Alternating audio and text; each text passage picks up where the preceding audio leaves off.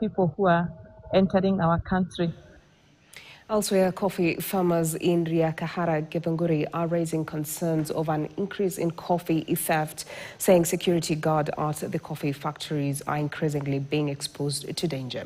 Their concerns follow a robbery at Riakahara coffee factory in which one security guard was killed and bags of coffee of unknown value were stolen. Residents and farmers say attacks targeting coffee factories have become more frequent in recent months, forcing them to live in fear of losing a produce that takes months to invest and hard work to cultivate. They believe rising market value of coffee has made the crop an attractive target for criminal gangs.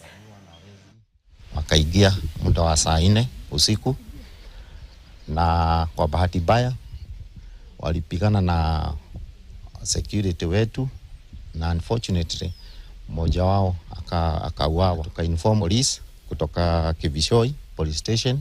Hawa watu wanapiga round wakinunua kahawa.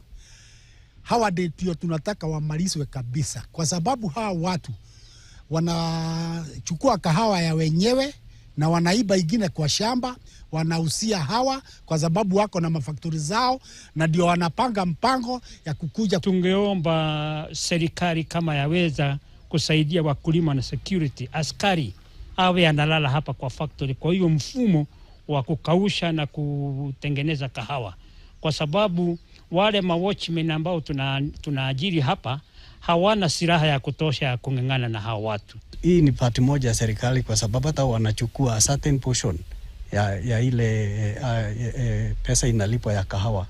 Wachukue ingine ifanyike ni ya kuweka security. Every factory iwekewe perimeter. Meanwhile, it's a major boost to